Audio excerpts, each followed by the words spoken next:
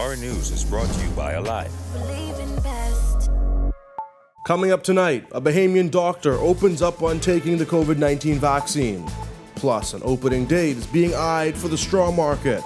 And I'll tell you about a few of my favorite things.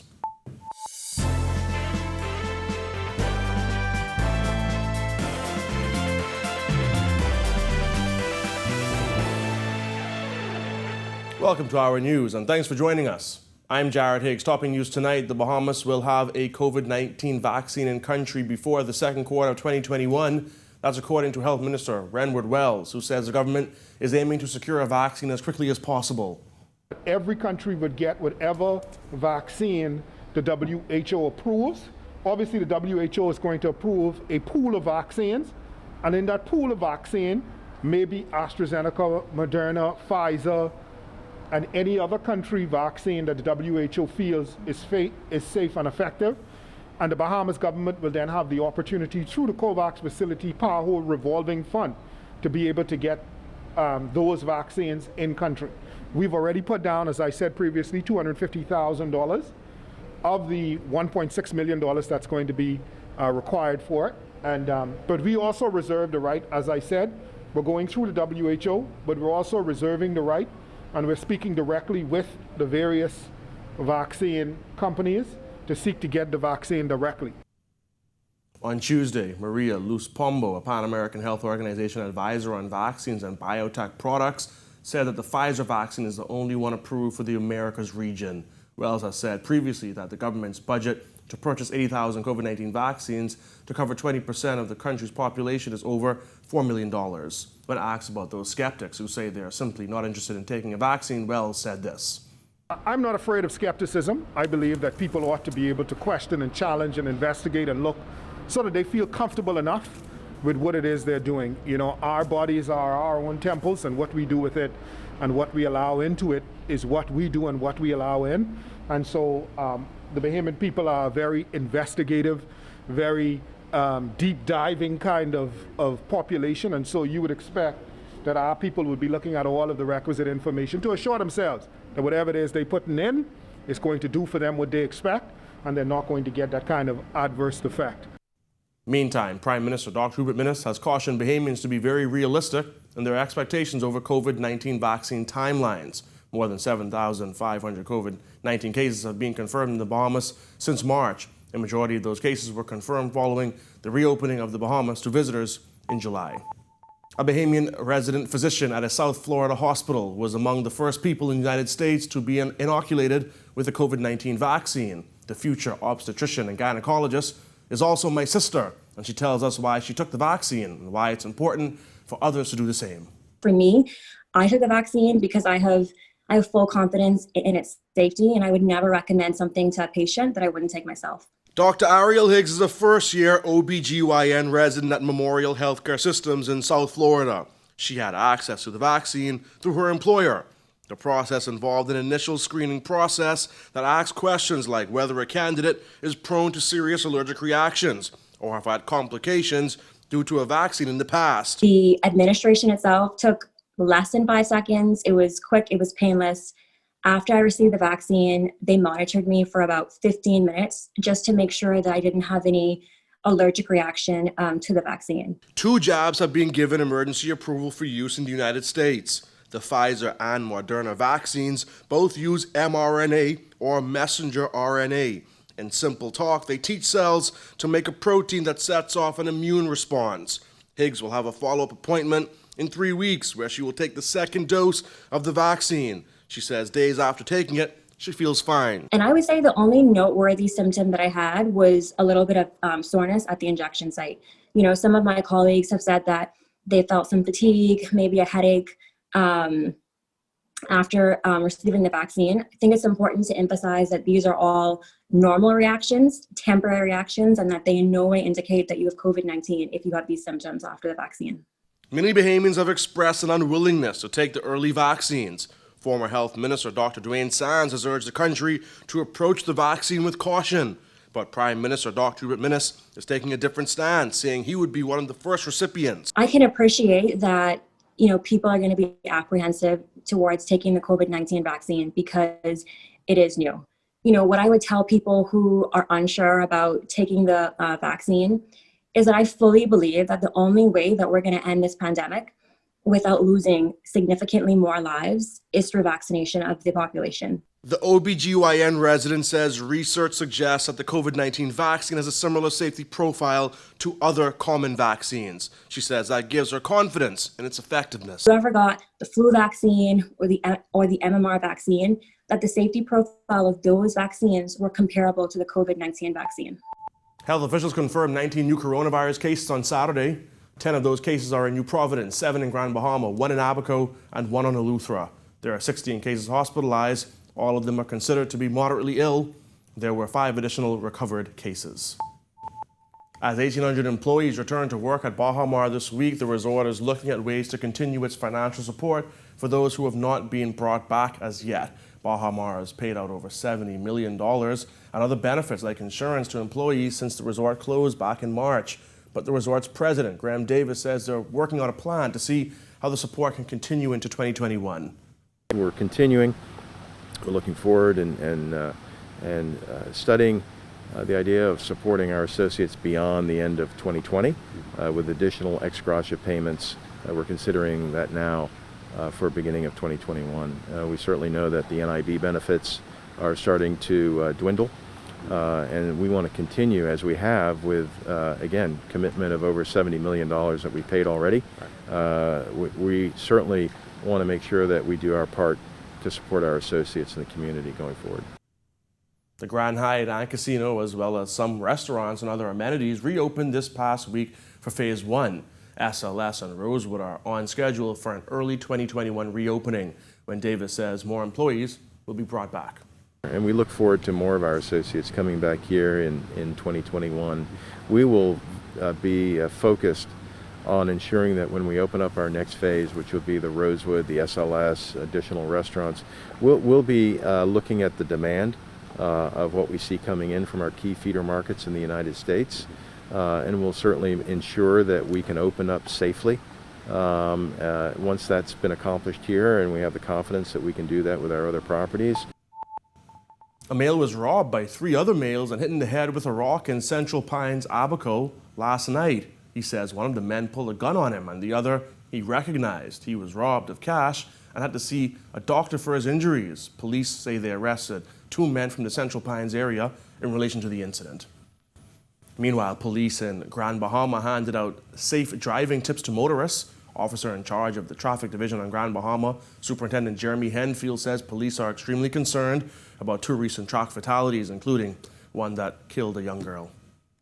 As you know, we're just at the heel of 2 fatalities that happened within days of one another. And so we saw it fit to come out, give out these flyers to sensitize again this motoring public that there's no need to speed. We have lost too many lives on our streets for the year. And so as we're about to go into the Yuletide season, I mean, no persons will be up and about the streets. There'll be more traffic. We urgent. Henfield says officers are also concerned that road users aren't turning left on red lights safely. But what we are also noticing is that persons are not adhering to that law. What they're doing is they're just coming to the stop, not even stopping, and just making a left turn.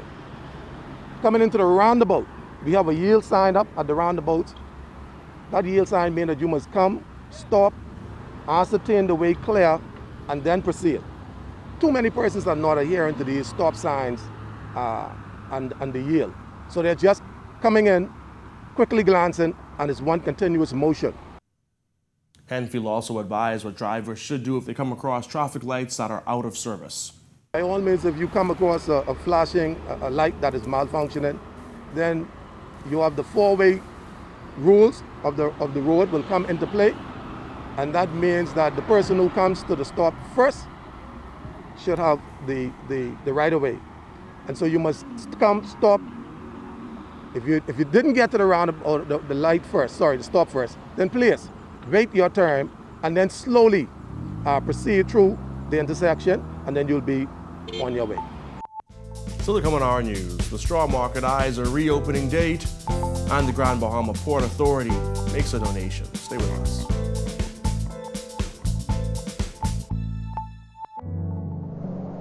This year has been hard on all of us. Many have lost friends and loved ones to COVID-19, which has changed the world and the way we live. From the start of the first case to the second wave, our news has been there with you, and we will continue to stand with you this holiday season. Sharing in your stories of tragedy and triumph. Christmas may look and feel very different this year, but its meaning of love and hope remains the same. From our family to yours, Merry Christmas and a safe and prosperous New Year.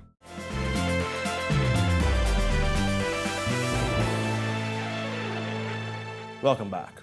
As the tourism industry slowly reopens, straw vendors and water sports operators who work closely with mega resorts may have a few more months to wait before they are given the green light to return to work, according to the Minister of Tourism. George O'Bain tells us more. The doors here at the Nassau Straw Market will remain shuttered until about the second or third quarter of next year. That's according to Minister of Tourism Dionisio de Aguilar, who said with the straw market's heavy reliance on the cruise industry that shows no sign of reopening anytime soon, the straw market's doors will also remain shut. As the two mega resorts reopen, many have questioned when water sport operators and straw market vendors will be given the green light to return to work. Minister of Tourism Dionisio de Aguilar responding to those concerns, stating that right now everyone is a bit apprehensive about the country's reopening, so the Ministry of Tourism is choosing to be overly cautious. According to the tourism minister, he doesn't see the straw market reopening until things stabilize with the cruise industry, which is currently reported to resume business by mid-2021. It would be very difficult to be economically viable until we get the cruise industry back up and running. And sadly, that is not looking like it's going to come back on stream until mid-second quarter next year.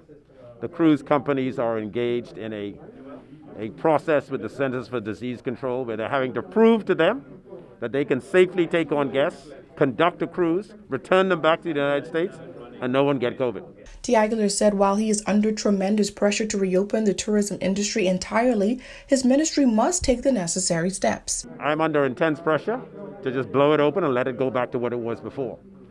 And a lot of the hotels are saying, look, steady on, let's just take it one step at a time. Let's take it easy. Let's make sure that our protocols are working within house before we start exposing our guests to other third-party suppliers. Let's just make sure that we have our operations. Please just give us that moment to get that right. And then we'll look at expanding out to other vendors. And that request seems reasonable right now. Annoyingly frustrating to Bahamian small businesses like jet ski operators and straw vendors. But we haven't forgotten you. According to the tourism minister, it's not an attempt to block out small businesses, but rather a cautious approach to ensure that protocols are working first. Everybody expects it to return to the pre-COVID environment, where everyone can go wherever they need to go. And I think everybody's a little frightened on how it's going to pan out. So we're being possibly overcautious, but we want people to, let's see how they operate within the property first of all. Let's, as I say, let's crawl before we walk, before we run. There will be the naysayers that say we're somehow blocking out the small man and the small operator. But I just want everybody to be sensitive that all of these operators are very cautiously opening. Reporting for our news, I'm Georgie O'Bain. Grand Bahama is still finding its footing following Hurricane Dorian and the peak of the COVID-19 pandemic. The Grand Bahama Port Authority recently made an effort to help make Christmas a little brighter for residents on that island. Sarah St. George marked the occasion of the 10th annual turkey donation, noting that Grand Bahama residents have shown their resilience through the catastrophic events of the past year. And it's still a very challenging time for many families to be able to gather together this Christmas. And that, after all, is such a core value of the Christmas spirit. So today, more than ever, families will be relying on the support of our local humanitarian organizations such as yourselves. Service organizations and clubs throughout Grand Bahama thank the Grand Bahama Port Authority for its work on the ground, assisting thousands of families with home repairs, furniture, and feeding programs. Major Hendrik Sumter from the Salvation Army on Grand Bahama said there's hope in the days ahead. Many are suffering And it goes without saying that they will continue to suffer. They will continue to fall short because of what has happened over the last few months. And we know somehow we try and we do our best to help. We do our best to alleviate that suffering just a little. And we know that hope is on the horizon. When our news returns from the break, Sunshine Finance lights up PMH. Stay with us.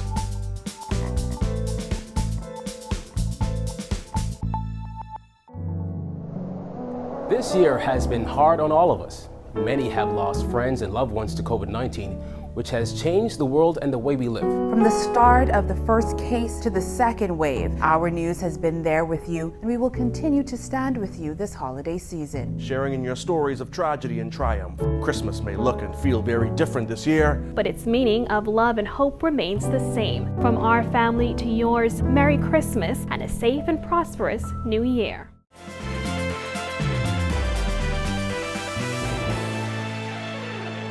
For the second straight year, Sunshine Finance has lit up the front area of Princess Margaret Hospital. From the beautiful Christmas tree to ornaments and, of course, the bright Christmas lights, PMH is a bit more festive this time of year. Sunshine Finance President Roselle Moxie says despite the rough year that 2020 has been, it's important for those who can to help put a smile on the faces of others. We have done it. We did it before COVID, and the events of COVID have only made this initiative even more near and dear to us. At this time, to be able to offer a gesture of support and levity and to lift the spirits of the healthcare workers and the ailing among us who have to visit this hospital, it truly gladdens our hearts. Hospital Administrator Mary Walker said 2020 has certainly been a challenging one for not just PMH but for healthcare, and it's good to see corporate Bahamas thinking about those in the field. There's much that happened this year. We've lost so much, and it's always good to be on the receiving end of a gift. And this gift is the gift of life, and we've brought some sunshine and light to that gift for this Christmas season. So surely on behalf of the staff of Princess Margaret Hospital and the management team, and by extension corporate office, we are so grateful for Sunshine for thinking of us to bring some sunshine into the lives of both the employees and the patients who reference this facility for care. When our news comes back from the break, I'll tell you about a few of my favorite things. You don't want to miss it.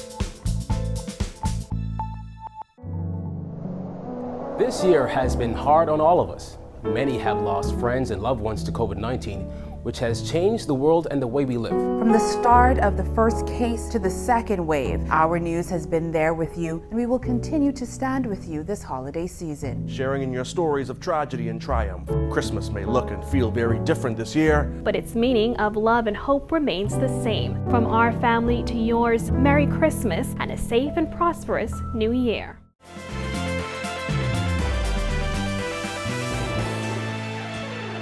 Welcome back. This holiday season is especially challenging given all that we've endured. But amidst it all, we should all find ways to celebrate. Here at Our News, we decided to share some of our favorite things in the hope of inspiring you to observe some of yours. Here's a look at a few of mine. My favorite things. Where else to start but with the sport I love, soccer. The winter months represent a break from the scorching temperatures of summer. The league gets underway, and during the holiday period, it's common for groups to get together and play, some even on Christmas Day. Come on now, Bijan. Anyway, I played since I was 6, and now I play and coach little kids. I've had the privilege of traveling and representing the country playing this beautiful game. And I have the privilege now of coaching these little ones. Soccer is a special game. Crowds go wild when a player does something special with the ball. Again, Bijan? But in all seriousness, that's why I treat soccer like it's something important and something that ought to be respected. We have a lot of work to do to improve soccer in the Bahamas and make it more successful for more people. It provides incredible opportunities and careers, and we should not ignore that. Now, my parents are the reason I got into soccer, and so naturally, they're my favorite people. Well, my whole family, really. My parents have been married for 33 years. These lovebirds are what you would call couple goals. My parents made Christmas very special growing up for my siblings and I. I can never forget how excited I would be on Christmas Eve to open gifts then spend the day with extended family. My parents both celebrate their birthdays during the holiday season, so it's a really busy period of celebration for my family.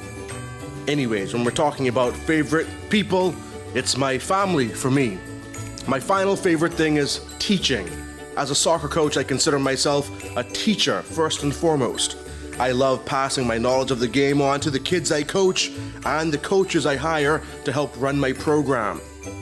I think if we were willing to teach each other more, we could go further as a nation. I've long held the belief that if we were a more educated population, we would have fewer challenges as a country. Education represents opportunity, and it also positions people to take control of their fate in a way that they can be proud of. So teaching is something I value highly and find great rewards doing. Christmas is a special time of year, and it makes us grateful for the people around us. The sport of soccer, my parents and family, and teaching children have all had massive influences on me, and for that reason, they are my favorite things. Join us all week as the entire team shares their holiday traditions. Thank you for joining us for our news tonight. To catch our news on the go, download the Rev Go Play app. On behalf of the entire news team, I'm Jared Higgs. Have a beautiful evening, Bahamas.